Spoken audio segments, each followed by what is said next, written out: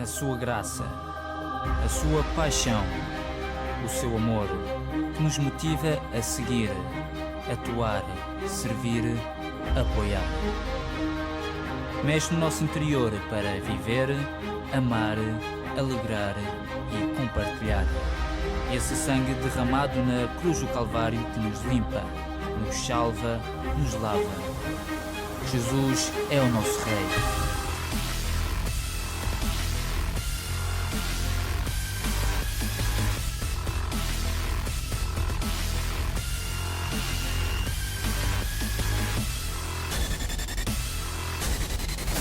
CCM, a tua comunidade.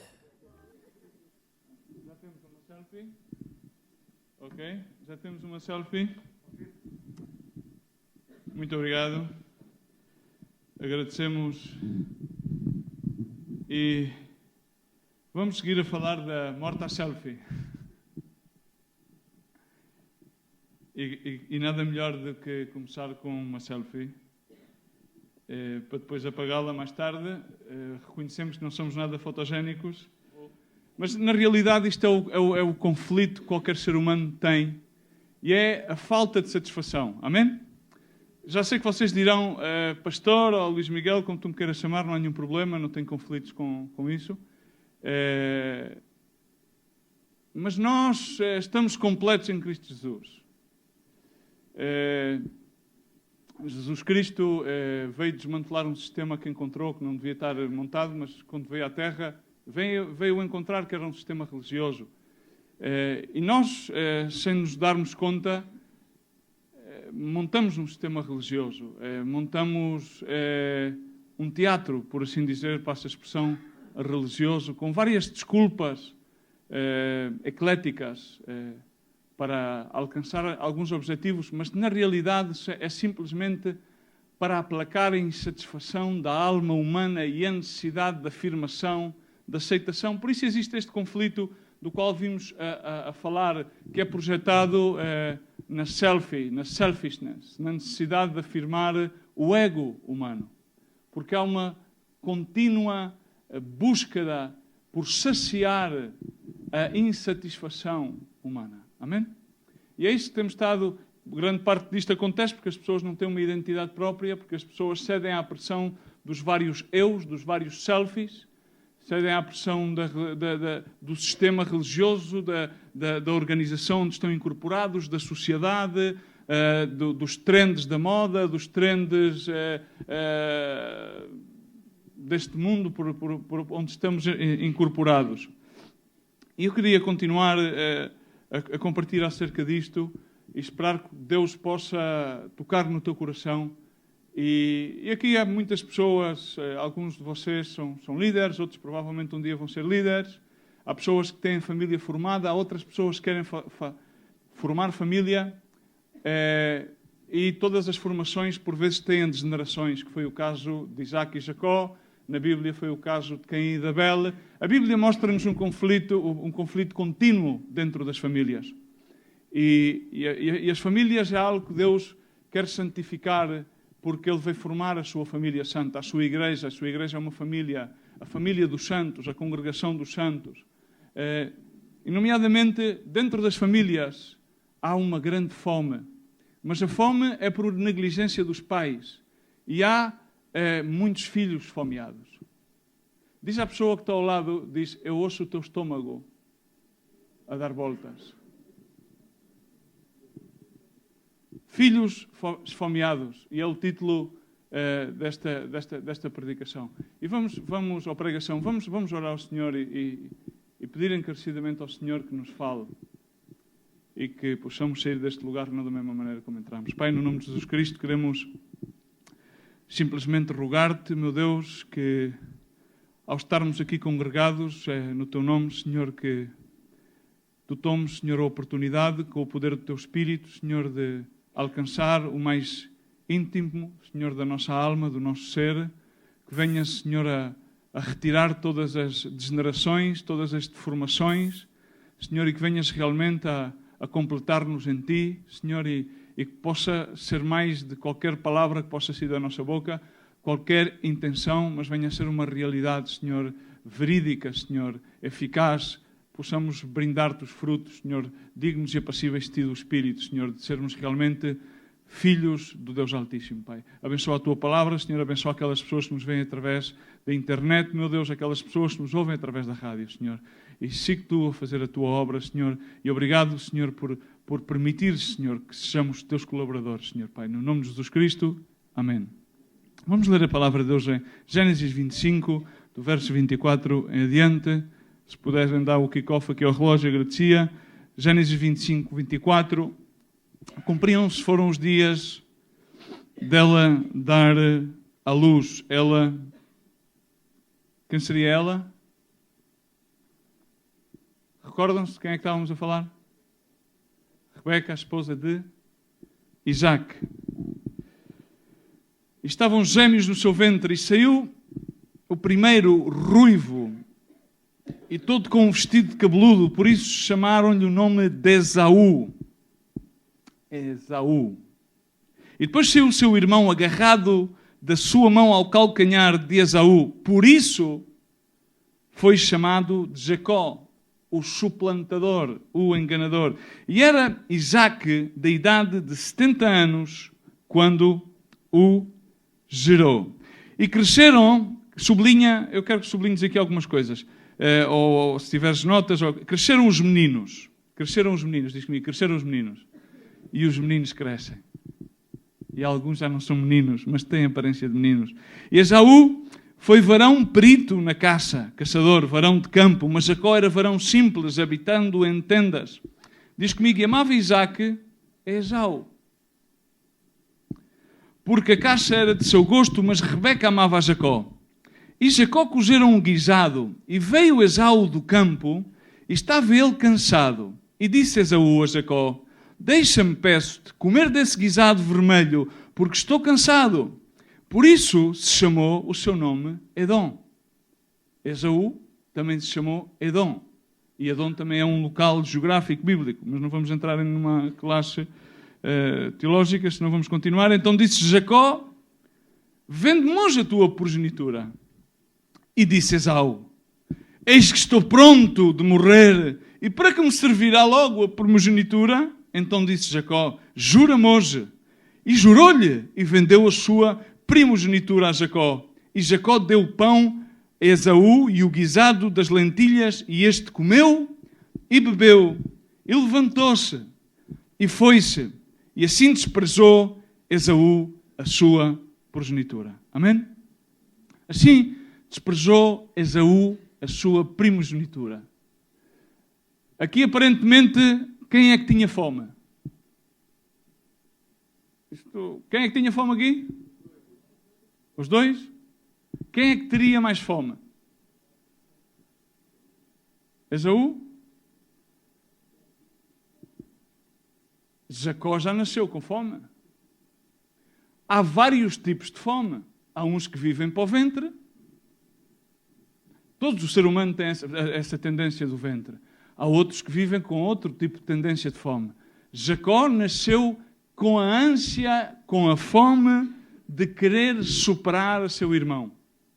Vemos aqui nesta história, e vamos analisá-lo, que já existia um sistema de preferências dentro da família. Amém? E diremos, irmão, mas nós na nossa santa família cristã, evangélica, comprada pela sangue preciosa do Cordeiro, não temos nenhum sistema de preferências. Mentira. Mentira. Está refletido. Desde aquele momento, pois era muito hábil Esaú. Tinha uma estrutura genética predisposta a aprender atividades externas ao lar. No entanto, Jacó era um homem mais dado às tendas, era um homem mais dado à casa. Portanto, a sua mãe automaticamente o preferiu. E o seu pai preferiu a arte, as habilidades que desenvolveu Esaú. Houve ou não houve um sistema de preferências? Houve ou não houve? Está espelhado. Pergunta-te a ti, se és pai ou se és mãe, se tens um sistema de preferências familiar dentro do teu coração. medita, pensa, simplesmente pensa, porque existe um sistema de preferências. Somos dados a preferir como pais.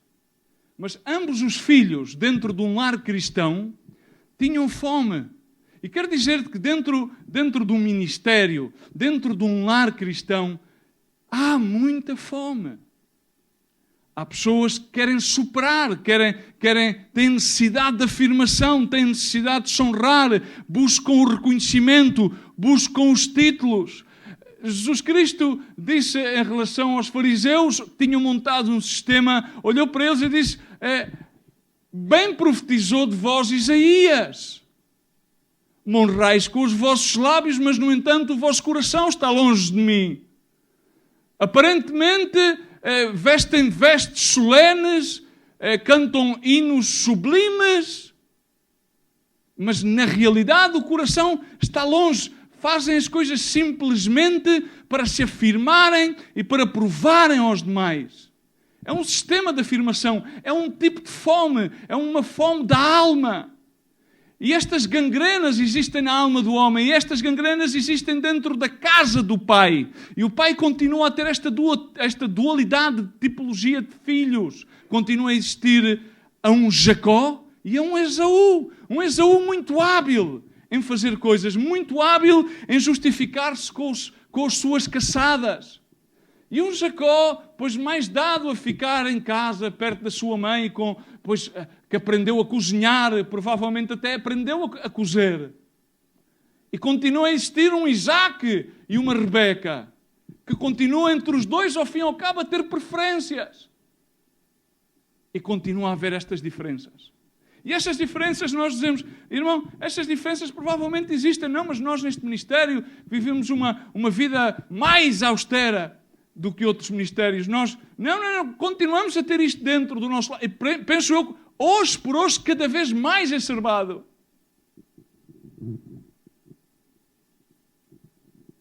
No entanto, Esaú, e tantos Esaús, que não têm cuidados. Eu quero falar acerca de 4 pontos muito rapidamente, e um deles é, tem cuidado tomando o verso 29 e o verso 30 desta passagem.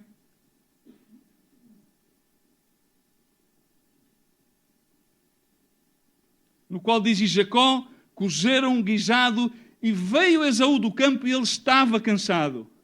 Ele veio do campo, veio de caçar. No entanto, naquele dia não lhe correu bem a coisa. E ao chegar, veio aquela fragrância, cheirou-lhe a qualquer coisa. Cheirou bem. E aquele cheiro do guisado, das lentilhas, despertou-lhe o quê? O que foi? Um apetite voraz. Agora, esse apetite voraz já existia. Olha para ti e diz, eu tenho um apetite voraz. Diz, eu tenho um apetite voraz. Agora, cuidado, porque há vários tipos de apetites. Há vários tipos de apetite. Então, dizes ao Jacó, deixa-me, peço, de comer desse guisado vermelho, porque estou cansado. Por isso se chamou o nome de Edom. Mais à frente vemos no verso 24 que ele desprezou a sua primogenitura por satisfazer o seu apetite voraz.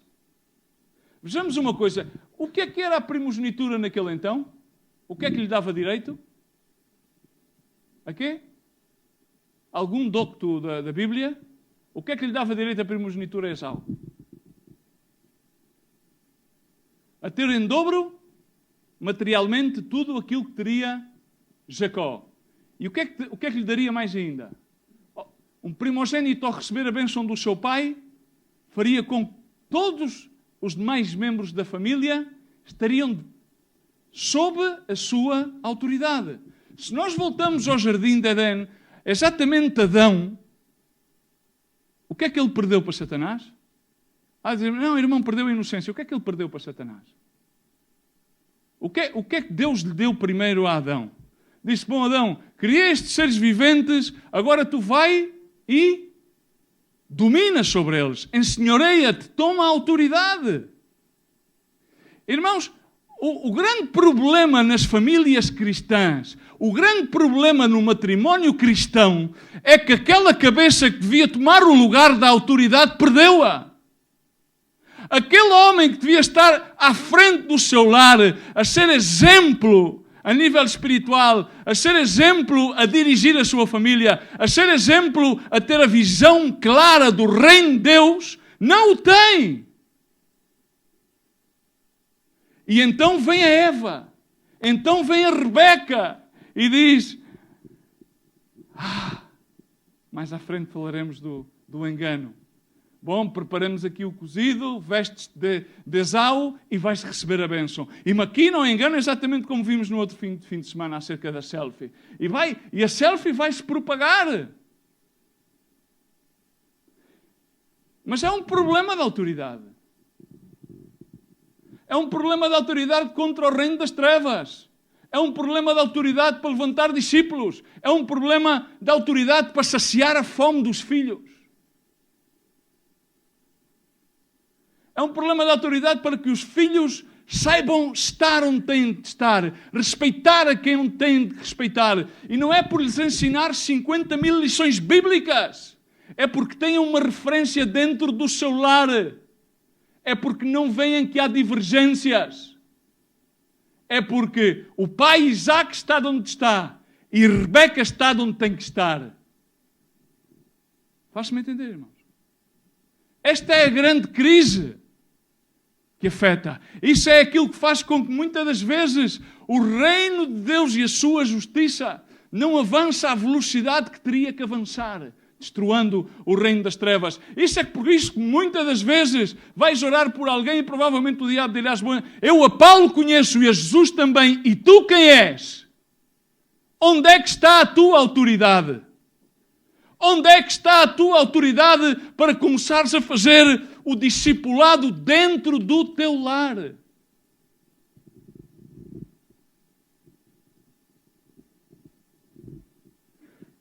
Jacó queria autoridade. E há uma ansiedade por autoridade. Há uma ansiedade por autoridade. Rebeca teria um problema também porque ela ajudou. Porque se Rebeca estivesse onde estava, jamais ludibriaria para enganar. Se ela fosse a mulher de Provérbios 31, jamais enganaria, jamais ludibriaria, jamais maquinaria o plano que nem sequer Jacó, com sua ansiedade, se lembrou de querer enganar a seu pai.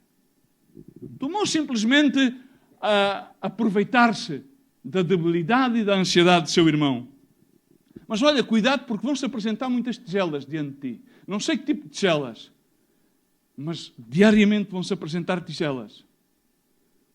E aparentemente a tigela parece que vai satisfazer. Aparentemente aquela música do I can get no satisfaction parece que vai get some satisfaction. Mas no get no satisfaction. Mas vê se me entendes aquilo. Aparentemente aquela tigela parece que vai satisfazer, mas na realidade aquilo que a tigela faz-te perder cada vez mais a perspectiva, faz-te perder a visão, faz-te perder a essência de onde vens, a essência do chamado. Irmãos, eu gostaria que fôssemos a coisas tão básicas bíblicas como a Mateus 7, 20, no Evangelho segundo São Mateus, capítulo 7, só por contar alguns versículos para que nós entendamos, de certa maneira, porque todos dizem, Senhor, Senhor, eu sou filho de Deus. E é incrível as palavras de Jesus Cristo. Nem todos que dizem Senhor, Senhor entrarão no reino dos céus, Mateus 7, 21, mas sim aquele que faz a vontade do meu Pai que está nos céus. Muitos me dirão naquele dia, Senhor, Senhor, não profetizámos no teu nome, em teu nome não expulsámos demónios, não fizemos campanhas, não abrimos obras sociais, não estabelecemos igrejas, não fizemos bandas de rock evangélico, bandas de adoração evangélica. E o Senhor dirá, apartai-vos de mim, porque eu não vos conheci. Não vos conheci. Não vos conheci. Praticastes iniquidade. E depois começa começa aqui Jesus a dar coisas práticas, coisas muito práticas, muito simples. Porque vamos a ver se as tigelas e as ansiedades de satisfazer a necessidade da autoridade, a autogratificação, há outros pecados tais como a autocomiseração. Há pessoas que dizem, coitadinho de mim, é que a mim estas coisas estão-me sempre a passar, irmão. Ore por mim. Ore por mim.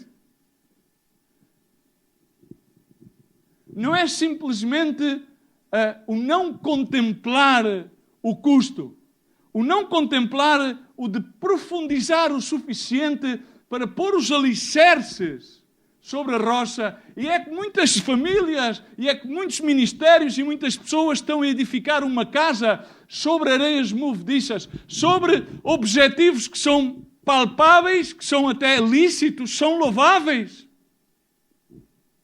mas não têm pedra. E então, quando começa-se a revolucionar as condições climatéricas, dizem, ai, é Satanás! Satanás atacou-me o lar! Satanás, não. Satanás não tem... É um farsante. Satanás, não. Tu não profundizaste. Tu não cavaste o suficiente à procura da prospecção onde estava a pedra para aí começares a edificar em Jesus, na roca. Tu não escarafunchaste na ferida para que então a ferida fosse sarada. Tu não apresentaste a mão seca. Tu não apresentaste o coração ferido. Tu não apresentaste a tua queixa no altar. Não profundizaste. E então as pessoas escolhem viver um evangelho light. Coca-Cola clássica, Coca-Cola light e evangelho light e Coca-Cola zero. Zero. Evangelho zero. Muitas luzes, muito popurrí, mas pouca essência. Escolhem encher-se de muita letra, de muito seminário e de muita teologia. E é engraçado, porque temos tantos testemunhos disso. O caso da Cheney. Uma das maiores igrejas de Guatemala, do qual o pastor, inclusive, é ministro hoje em dia. E num ano de evangelho prático, aprendeu mais do que em 15 anos de exercer ministério e de estar sentada à mesa dos anciãos dessa igreja, desse ministério, um ministério de relevo. É engraçado, mas o vil e o menosprezado escolheu Deus para envergonhar a sabedoria deste mundo. As pessoas querem viver um cristianismo superficial, não contemplam, não edificam, não profundizam, querem mostrar os resultados aparentes. Enfim, querem misturar o azeite com água, querem ignorar a sangue, querem um evangelho no qual não se fale na sangue do Cordeiro, querem um evangelho no qual não se fale no poder da cruz de Jesus Cristo e este crucificado. Loucura para muitos, mas poder de salvação para todos aqueles que nele creiam. Claro, é loucura. É loucura. Mas tal como diz a palavra de Deus em Mateus 7, 13, 14, 15 e 16, é tremendo. Diz, entrai pela porta estreita. Quem é que quer entrar pela porta estreita? Só os modelos porque emagreceram. Porque há uns que não podem entrar pela porta estreita. Tem que se lhe abrir. E há outros que têm a cabeça tão cheia de letra, tem que se lhe abrir um boquete na porta para poderem passar, porque a cabeça é muito grande. Mas o coração mirrou. E a mão está atrofiada totalmente. Mão para trabalhar ou mão para dar, não há. Agora, cabeça e boca, até está lá. É sempre a abrir. Preferem caminhar num evangelho de facilidades? E é real. E diz, não, escuta irmãos, com todo o carinho, eu não estou a falar acerca de outros ministérios. Eu estou a falar acerca do nosso ministério. Estou a falar acerca da nossa casa. Romanos 16, 17 diz, rogo-vos, irmãos, que noteis os que promovem dissensões e escândalos contra a doutrina que aprendestes. Desviai-vos deles. Tremenda, quando Paulo adverte à igreja de Roma. Porque os tais não servem a Cristo, o nosso Senhor, mas ao seu ventre, e com palavras suaves e lisonjas enganam os corações dos inocentes.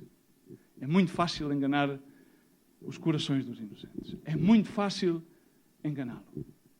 E, infelizmente, vimos na história de Jacó e de Esaú, de Isaac e de Rebeca, que havia uma dissensão.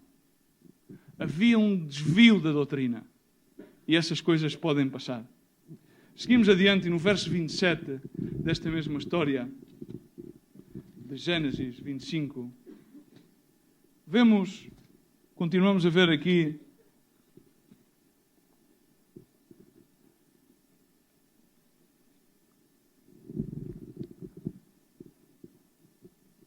um perigo tremendo que temos todos nós, que é confundir o perigo de confundir o crescimento com a maturidade. A palavra de Deus diz, os meninos cresciam. Esau foi varão perito de caça e do campo, e Jacó era varão simples, habitando de tendas. Qual é que é o primeiro impacto que tu tens ao ler estes versos? Dizes, Jacó era simples, era uma pessoa simples, devia ser uma pessoa humilde, uma pessoa simples. Não era uma pessoa complicada. Eu tive que estudar um bocadinho para tratar de entender que idade é que tinham os meninos. Sabes que idade é que tinham os meninos? Sabes que idade tinham? 60 anos. 60 anos tinham os meninos.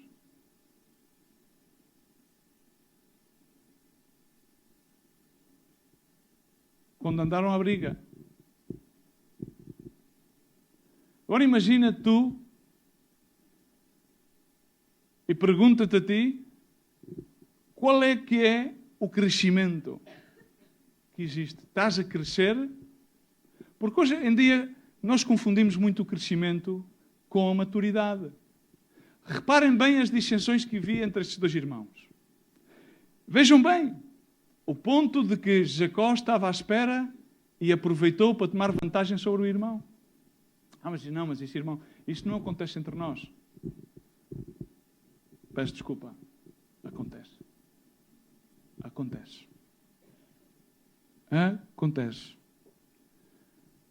Acontece muitas vezes. Nós predicamos a fio, a pavio, Romanos 12, 1 e 2. Não vos conformeis a este século que não vai e tal. Conhecem isso?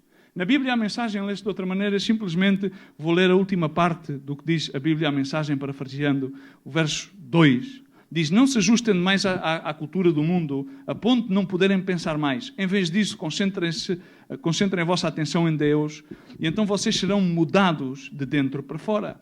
Descubram o que Deus quer de vocês e tratem de atender àquilo que Deus quer, diferentemente da cultura dominante, que sempre vos arrasta para baixo, ao nível de imaturidade. Deus trai o melhor de vocês e desenvolve em vocês uma verdadeira maturidade. Amém? Amém, irmãos? Nós estamos totalmente confundidos. Nós vimos, por exemplo, as estruturas ministeriais e vimos que quanto maiores são os lugares, nós pensamos, este ministério é tão grande. O Ministério Remar, estamos em tantos lugares. Temos bandeirinhas em tantos sítios. Mas depois vamos a alguns lugares, que infelizmente já tive o desgosto de ir a alguns lugares, e chegamos lá e as pessoas que lá estão totalmente desatendidas. É o Evangelho da bandeira. Clac. Aqui está. E o demais? A nutrição espiritual, o atendimento, a visita. Onde é que ela está? Nós precisamos perguntarmos a nós mesmos, como aqueles que somos ministros e aqueles que somos pais de família, como é que estamos a madurar? Maduramos ou como é que crescemos? Porque Esaú cresceu numas habilidades. Jacó cresceu numa habilidade de cozinhar e de estar em tendas. Mas não cresceram na sua relação com Deus. Não cresceram na sua relação interpessoal entre os dois como irmãos. E grande parte dos problemas que existem nos lares, grande parte dos problemas que existem nas igrejas, grande parte dos problemas que existem na sociedade é exatamente porque as pessoas crescem estruturalmente, mas não crescem em maturidade. Por isso, chegam aos 60 anos e ainda andam à guerra para saber quem é o primeiro. Querem mandar uns nos outros.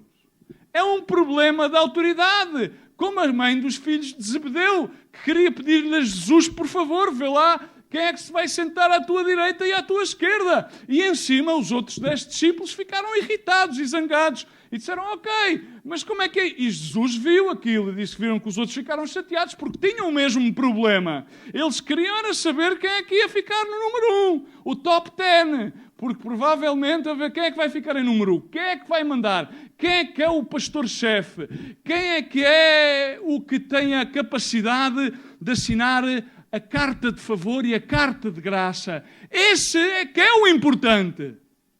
Os demais é basófia. Esta é a mentalidade humana. Nós pensamos desta forma grande parte do tempo. Então nós temos que perguntar-nos a nós mesmos, continuamos a ter uma mentalidade do selfie? Olha que bem que eu fico no selfie com o Vítor. Agora vamos postá-lo na página da igreja para promover a imagem. Temos que nos promover. Provavelmente a igreja vai aumentar e tal. Se calhar, se fizermos umas plásticas, igual vem mais raparigas à igreja. Não sei, para que os rapazes se casem. Não sei, são coisas assim. Enfim. Devemos contemplar-nos, tal como diz a palavra de Deus, contemplemos-nos, ou seja, e contemplemos no nosso interior, fazemos uma introspecção. Como é que edificamos? Porque é muito engraçado, em Lucas 14, que é muito giro, aquilo que todos nós conhecemos,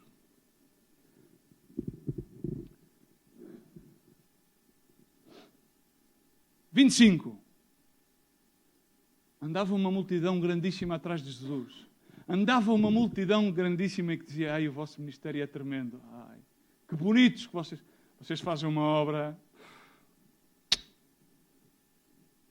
Tantas crianças, tantos meninos contentores. Lindo! Vocês são o máximo. Jesus tem um trabalho convosco tremendo. Agora vejamos algumas palavras que parecem palavras de Jesus, mas parece que não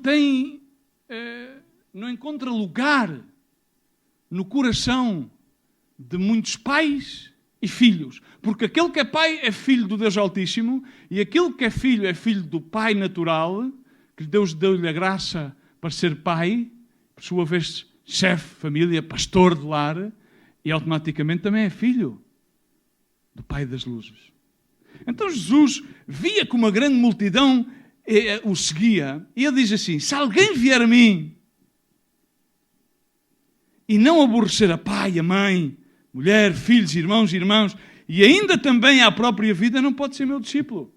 E aqui os doctos do Evangelho, os grandes interpretadores da lei, vão-lhe buscar não sei quantas voltas para ir encontrar a única tradução do grego que diz, aquele que não odeia a sua própria vida não é digno de ser meu discípulo. Então, o que é que queria dizer Jesus com aquilo? E o que é que as igrejas hoje crescem tanto em boletins? Crescem tanto em estrutura e que maturidade é que têm para as relações? O que é que os pais ensinam aos filhos? Que tipo de capacidade é que temos para enfrentar o reino das trevas? Que tipo de capacidade é que temos para impor as mãos sobre os doentes e que eles se sanem?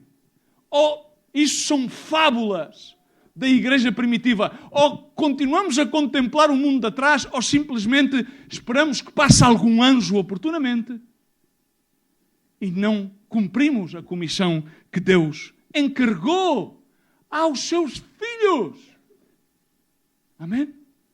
Os filhos estão cheios de fome. Estão mais preocupados com a autoridade natural do que com a autoridade celestial do reino das trevas. Estão mais preocupados em adquirir conhecimento do que em adquirir revelação espiritual.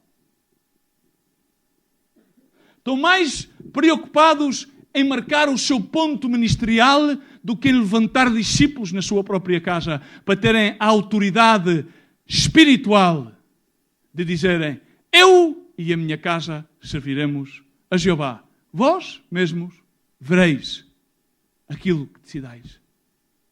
Amém? Tal qual como o pastor Vítor Pinto compartilhou aqui o último fim de semana. Vós outros mesmos, levantai-vos, pois, e vede aquilo que desejais. Palavras tremendas. Aquele que não levar a sua cruz e não vier... Não as diz nenhum chefe de nenhum culto. Disse a Jesus Cristo. E contra isto, pois aqui vemos a grande dualidade que existe no mundo da religião, mas é que nós não fomos chamados a viver uma religião, mas fomos chamados a viver o Evangelho da cruz, o Evangelho da verdadeira paixão. Não o Evangelho da interpretação das segundas intenções, mas sim um Evangelho real. E aqui volta a falar dos alicerces, uma vez mais, estas parábolas. Volta a falar como é que tu estás a edificar a tua casa. Como é que tu estás a madurar? Que tipo de amadurecimento é que tu tens? O que é que faremos às palavras que diz Jesus Cristo? O que é que faremos ao chamado que o Senhor tem, a visão que Ele tem para os seus filhos e para este ministério em particular? Vamos tratar de adorná-lo? Vamos tratar de misturar um bocadinho de água com o azeite? Como é que vamos fazer? Vamos manter-nos na superficialidade? Vamos tratar de misturar-nos e dizer, bom, estas coisas há que levá-las um bocadinho mais devagar, temos que contemplar melhor o custo. Como é que vamos edificar? Porque muitos começam a edificar o seu lar, mas não contemplam o custo, e então chegam à metade do lar e já não têm material para edificar. E então são envergonhados. E depois, que tipo de guerra é que lutamos? A palavra de Deus diz claramente que não temos luta contra carne nem sangue, mas sim contra principados e potestades nas hostes celestiais. Amém? Sabemos isto tudo, sabemos isto de cor. Amém? Mas que luta é que tu travas? Se a maior parte das vezes dás golpes ao ar, nem tens capacidade para golpear o teu próprio corpo, tal como Paulo dizia, o meu corpo ele golpeia, eu ponho em servidumbre, dizia Paulo. Contanto de chegar à excelência do conhecimento de Deus. À cruz, os meus olhos postos no alvo. Tomo tudo como lixo, contanto de chegar ao fim, à meta. Mas vejamos como estamos a lutar. Porque aqui fala, pois, quem é aquele que vai para a guerra e depois não contempla bem que tipo de armas é que está, se já madurou o suficientemente para lutar. O que faremos é estas palavras de Jesus. Porque os filhos têm que ter maturidade. E os pais têm que ter maturidade. Maturidade para servir aquele que queira ser o primeiro de vós, que seja vosso servo. Porque o Filho do Homem não veio para ser servido, senão para dar a sua vida em resgate por muitos e para servir a... Amém? Maturidade. Mas hoje em dia o que a gente queremos é estruturas. Estruturas. Muitas e muitas e muitas estruturas. Amém? Estamos aqui, irmãos. Maturidade. A maturidade faz-nos esquecer as letras daquela música. I can get no satisfaction. Poderemos não estar muitas vezes contentes com as circunstâncias adversas, mas fará-nos sentir paz diante das circunstâncias adversas. Porque a maturidade traz paz, traz santificação e tal qual como Jesus Cristo diz, pelos seus frutos os conhecereis. Pelos seus frutos. E indo a Hebreus 12:14 diz a palavra de Deus, seguir a paz com todos e a santificação, sem a qual ninguém verá ao Senhor. E pensando na santificação, muitas pessoas quando falam da santificação, pensam que a santificação é um tipo de aspecto, põem a cara de santidade alguns dias. E quando falam, tal como Jesus Cristo, de certa maneira, adereçou aos fariseus, quando oram, mudam o tom da voz. É incrível! É incrível! Eu fico atônito. Não deixo de ficar atônito. Como é que é possível? Mandem-me uma escola para aprender a mudar o tom de voz. para ensaiar. É incrível. A santidade, a santificação, não é por nada que nós possamos fazer ou aparentar. Irmãos, estamos mais centrados em nós, na nossa selfie, do que na obra que Jesus Cristo consumou na cruz. Se nós nos dessemos realmente e pensássemos o suficiente nessa maravilhosa obra de redenção, de justificação, não nos importaria tanto nem as nossas próprias gafas, porque entenderíamos que bastaria esforçar-nos na sua graça. Não precisávamos de aparentar, porque aí o Espírito Santo de Deus, o Consolador, o Espírito da verdade, era aquele que iria operar a sua obra em nós. Mas como nós não temos esse tipo de liberdade à qual fomos chamados, então andamos em contenção. O que é que as pessoas pensarão? O que é que as pessoas dirão? Deixa-me pôr a voz A, deixa-me pôr a cara B, deixa-me pôr o vestido C. Uma necessidade contínua de afirmação. Selfie. Yuhu. E há uns que não têm Facebook, mas não precisam de Facebook. Enfim. A santificação é a obra da graça de Deus consumada na cruz do Calvário e operada por meio do Espírito Santo. Nós só temos que, cada dia, encomendar as nossas almas a Deus e tratar de pôr em prática o ensinamento das palavras do Mestre. Nada mais. Amém? Pois não temos é que ser ouvintes. Esquece disso, ou umas bocaças faladoras.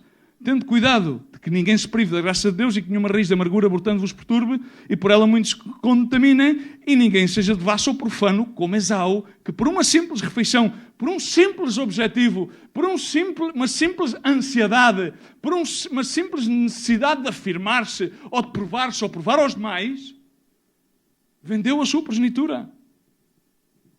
Terceiro ponto é cuidado com os apetites insatisfeitos. Há muita gente que tem apetites insatisfeitos, por isso, I can get no satisfaction, but I try. Tentam. Por isso é que estão sempre a dizer, não, irmão, mas é que eu tento, mas não consigo. Irmão e irmã, não é uma questão que tu tentes, é uma questão que tu permitas. Permite, abre a porta, abre o teu coração, para que haja uma ação de parte de Deus na tua vida. Irmão, preciso de um conselho. Mas depois de fazeres é que me pedes o conselho? Não peças. Há pessoas que às vezes, não, é que o irmão às vezes, sim, mas é que, desculpa lá, mas eu não te vou dar nenhum conselho. Já actuaste, para que é que queres o conselho? Depois de atuar é que me pedes o conselho? Quero a sua bênção, mas se já decidiste, agora é que vês pedir a bênção. Eu dou-te a bênção de Jesus Cristo. Que seja feito conforme a tua fé. Quem sou eu?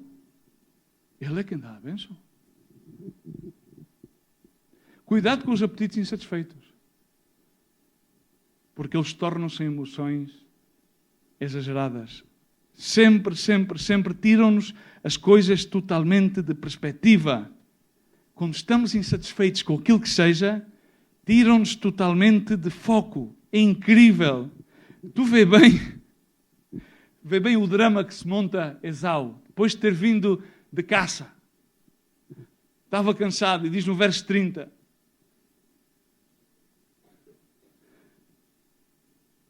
Vamos ler do 31, que já leu 32.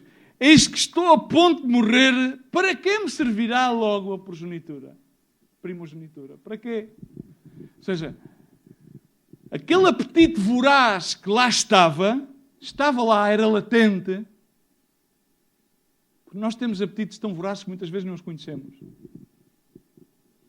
Essa ansiedade que ele tinha levou ao ponto de pensar que ele ia morrer. Total, vou morrer, para que é que me serve a primogenitura? Para que é que me vai servir o ter autoridade? Para que é que me vai servir receber em dobro? Já vou morrer. Perdemos. Fica fora de proporção. Porque estamos num tal tamanho estado de ansiedade. É aquilo. Não vemos mais nada. Ficamos cegos a tudo o que está à volta. E aquela situação fica ampliada. Faz zoom. Vum. Ou seja, aquelas lentilhas deviam parecer um cordeiro assado. E aquilo devia ser um copo de água e provavelmente devia parecer uma garrafa de vinho de peramanca, reserva. E o homem ficou, uau. E muitas assim estamos. ao termos apetites insatisfeitos, mas a insatisfação vem às nossas vidas porque não permitimos que Deus faça a obra nas nossas vidas. Jesus Cristo disse: Porquê estáis ansiosos quanto à vossa vida? Pelo que haveis de comer, pelo que haveis de beber, nem quanto ao vosso corpo, pelo que haveis de vestir. Não é a vida mais do que o alimento? E o corpo mais do que o vestuário? Podíamos ler mais coisas. Não tenham cuidado dos lírios do campo, das aves do céu? Dirás, bom, então, não, temos que confiar no Senhor, na sua obra. Temos que nos ocupar na obra de Deus. E confiar que, ocupando-nos na obra de Deus, Deus é quem depois vai ser sempre fiel como foi para responder às nossas necessidades. Amém? E se nós traçássemos um paralelo entre a fome de Esaú em relação às nossas ansiedades, todos nós, se formos o suficientemente honestos connosco mesmos e com o Senhor, vamos concluir que cometemos muitos erros e fizemos muitas más escolhas na vida porque essas ansiedades fizeram com que muitas coisas ficassem fora de proporção, ficassem totalmente fora de foco. E então fizemos más eleições. Porque quando ficamos com as coisas fora de proporção, só vemos aquilo. Estamos cegos. É aquilo que eu quero. O resto não tem valor. E aquilo que fez Esaú, fez o pior negócio que podia ter feito. Foi desistir daquilo que ele mais queria e que toda a gente quer. Os cristãos hoje em dia querem ser todos o quê? O que é que as pessoas querem? Ser o quê? Quer ser salvo? Quer ser salvo? Todas as pessoas querem ser salvas. Depois querem ser sanas, mas toda a gente... Então, ele aqui tinha muito mais do que a salvação. Ele tinha a autoridade da parte de Deus. Mas ele trocou aquilo que queria agora quer é comer. E estou disposto a desprezar a autoridade. Disposto a desprezar as promessas que tenho para alcançar depois por aquilo que eu quero agora. E nós fazemos isso muitas vezes. Cuidado com o desprezar aquilo que tu mais almejas, o teu grande prémio, a tua grande vocação, simplesmente porque anseias algo aqui e agora. Quero isto, aqui e agora. Portanto, já não vou valorar as outras promessas. Está bem, isso pode acontecer ou não pode acontecer, porque aí estamos a pôr em questão. O inimigo, aquele que nós estamos habituados muitas vezes no mundo evangélico a dizer que ele vem. A palavra de Deus diz que não ignoremos nenhuma das suas maquinações. Amém? Satanás não tem muita capacidade de criatividade. É um copiador. Faz réplicas, é como os chineses. Faz réplicas de relógios, réplicas de computadores, réplicas de telefones, mas inventar não inventa nada. O inimigo está simplesmente à espera de apanhar-te com uma ansiedade. E com essa ansiedade ele vai-te apresentar uma tigela e vai fazer um negócio contigo. Como Jacó vai lá estar à tua espera e diz, ok, aqui agora, o que é que queres? Queres satisfação neste âmbito ministerial? Pois aqui tens. Só tens que fazer isto. Tens que meter uma chancadilha àquele, tal. E tu cais na esparrela.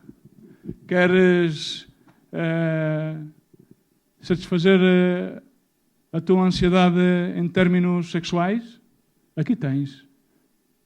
Aqui está. E tu, pum, está aqui a tigela. Queres satisfazer o teu estômago? Aqui está. As tuas lentilhas. Tens a garganta seca, precisas tomar uma garrafita? Aqui está. Ele não te vai aliciar com nada. O apetite está dentro de ti. Amém? O apetite está dentro de ti. Trocamos o visível pelo invisível, tal como diz Paulo aos Coríntios, diz, não desfalecemos, mas ainda que o nosso homem exterior esteja consumido, o interior se renova de dia em dia, porque a nossa leve e momentânea tribulação produz para nós cada vez mais abundante e um eterno peso de glória, e não atendendo nós às coisas que se veem, mas sim nas que não se veem, porque as que se veem são temporais, enquanto as que não se veem são eternas. Amém? É tremendo. É que temos que pôr os olhos naquilo que é eterno. não naquilo que é perecível, não nos alimentos perecíveis, não naquilo que nos satisfaz agora e que nos causa uma insatisfação depois. Mas temos que pôr os nossos olhos, tal como dizia o autor de Hebreus, fitando os nossos olhos em Jesus, o autor e consumador da nossa fé. Filhos esfomeados, vejamos se somos um filho esfomeado ou se temos filhos esfomeados em casa. Analisemos. Porque a palavra de Deus fala acerca de mais filhos. Eu quero te dizer, por cada primogenitura, e nós somos uns entre muitos irmãos, porque Ele é o primogênito de todos, em cada primogenitura há sempre uma tigela. Há sempre uma moeda de troca. E nós somos capazes de vender a nossa paz para consumir-nos em pensamentos de ansiedade.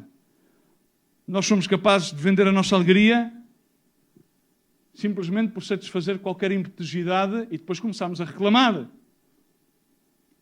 Esau escolheu comer a tigela, mas depois a palavra de Deus não diz se ele ficou satisfeito, diz que ele desprezou, continuou a andar. Significa não deu importância ao invisível. Em Lucas 15 conta a história de outro filho, o filho pródigo, que estabeleceu uma grande diferença entre Esau e este filho. Esau podia ter-se arrependido, mas ele não se arrependeu. Mas mais tarde, mais à frente, quis arrepender-se e não pôde, conforme diz a palavra de Deus. Agora este filho, como todos nós conhecemos, sofreu do mesmo, foi da impetuosidade. Numa das versões bíblicas, na amplificada, no verso 12 de Lucas 15, quando o filho mais novo chegou ao pai a reclamar aquilo que tinha, ele pensava que tinha direito, mas não tinha ainda direito, segundo a tradição, ele disse: eu quero a parte da minha herança aqui e agora. Eu quero satisfazer-me aqui e agora, já. E esse é o grande problema. Queremos aqui e agora. Não queremos esperar as promessas que aquele nos enviou. Não queremos ter paciência. Este rapaz, como todos nós sabemos, malgastou o seu dinheiro. Naquela terra houve uma hambruna, terminou a comer com os porcos e aí começou a recordar-se. Não se arrependeu. Ali não se arrependeu. Ali começou a recordar-se de como os empregados do seu pai comiam melhor do que ele estava ali. E então começou a montar o esquema mental daquilo que iria dizer ao pai para voltar a casa. Ensaiar o discurso. Vou ensaiar o discurso para voltar a casa. E a caminho da casa, o pai estava à sua espera. E o pai está sempre à espera que os filhos venham. Que os filhos voltem a casa. Para saciar a sua fome. Porque diz a palavra de Deus que aquele que tiver sede, venha a mim e beba daquela água e jamais terá sede. Aquele que tiver fome, coma daquele pão, porque eu sou o pão de vida e jamais terá sede. Então pergunta-te a ti, porque é que eu tenho fome e porque é que eu tenho sede? Se podes comer do pão de vida e se podes beber da água de vida que sacia a sede. Pergunta-te a ti. Então diz a palavra do Senhor que o pai viu o filho vendo de longe, encheu-se de compaixão e vendo-o, tirou-lhe os braços ao pescoço, abraçou, mandou matar o maior bezerro, fazer uma grande festa e ali restaurou. E há ainda outro filho, que é Jesus. O Filho de Deus, o Deus vivo. Esse filho, não diferente de tu e de mim, também teve durante 40 dias, no qual se lhe ofereceu uma data de tigelas. A tigela do poder, a tigela da alimentação, tudo. Também foi tentado. Mas ele venceu. E como é que ele prevaleceu? Como é que prevaleceu Jesus? Assim está escrito. Por meio da palavra. Predicando? Não. Ele era a palavra viva. O pão que sacia a fome, a água que tira a sede, e ele prevaleceu. E ele fez isso com um único intuito. Conforme diz a palavra de Deus em Romanos 8:29, porque os que dantes conheceu também os predestinou para serem conformes à imagem do seu Filho, a fim de que ele seja o primogênito entre muitos irmãos. Agora, todos nós somos Esau. Todos nós, uma ou muitas vezes, desprezamos as promessas de Deus, por alguma tchela. Por alguma tchela. Mas é bom que nós caiamos em nós mesmos e entendamos. Se bebemos da água de viva, não temos de ter sede. Se comemos o pão de vida que é Jesus, não temos por que ter fome. Somente temos que ir em nós e saber, não tenho que viver como um filho esfomeado. Tenho que viver na casa do Pai, baixo a autoridade do Pai, tomar o lugar que a mim me compete como um entre muitos irmãos do primogênito de Jesus Cristo. Porque muitas das vezes as pessoas pensam que fazer mais escolhas na vida simplesmente lhes atrai uma ruína, mas a maior ruína que nos pode vir à nossa vida é não arrepender-nos das más escolhas que fizemos. É não reconhecer e arrepender-nos. Queria terminar, pedir aos irmãos do louvor que subam e ler simplesmente algo da Bíblia, a mensagem. Da carta que Paulo escreve aos Efésios, ele diz: Deus não perdeu a paciência connosco. Amém? Deus não perdeu a paciência connosco, nem nos terminou.